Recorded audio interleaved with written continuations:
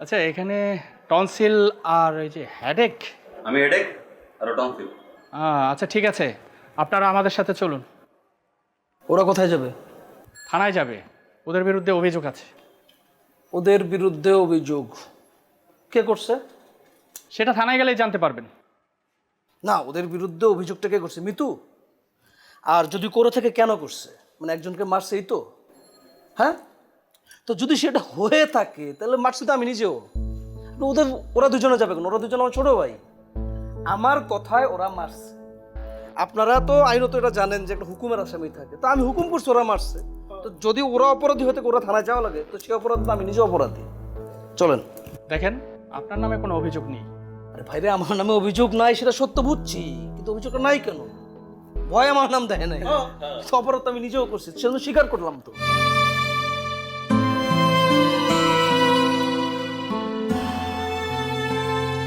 আচ্ছা, আমি কি তো করে বলছি ওই চামচিকার বাচ্চারে মারতে? ভাই আমরা কি বুঝি না ভাই, কখন কি করতে হবে? আপনি তো কইছেন এই ইশারা দিলে সব মায়েরা ফালায়।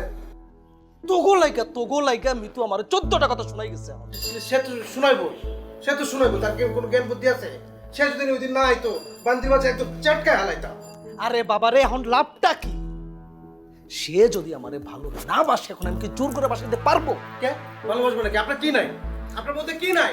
আপনার যশ খ্যাতি সবই তো আছে, ভালোবাসবো নাকি লিখে আপনারে? আমি সব বুঝছি, আমার সব আছে, কিন্তু আমি আর কোনো গ্যাঞ্জাম চাই না, কোনো হাঙ্গামা চাই না। আচ্ছা, এটা কি ফাইরুল সাহেবের অফিস? হ্যাঁ, আপনারা? আমরা লোকাল থানা থেকে এসেছি। আচ্ছা, এখানে টনসিল আর এই যে হেডেক। আমি হেডেক আর টনসিল। আচ্ছা ঠিক আছে, আপনারা আমাদের সাথে চলুন। ওরা কোথায় যাবে? থানায় যাবে, ওদের বিরুদ্ধে অভিযোগ আছে। ওদের বিরুদ্ধে অভিযোগ কে করছে? সেটা থানায় গেলেই জানতে পারবেন। না, ওদের বিরুদ্ধে অভিযোগটা কে করছে? মিতু? আর যদি করে থেকে কেন করছে? মানে একজনকে মারছে, এই তো? হ্যাঁ, তো যদি সেটা হয়ে থাকে তাহলে মারছি তো আমি নিজেও। ওরা দুজনে যাবে কেন? ওরা দুজনে আমার ছোট ভাই।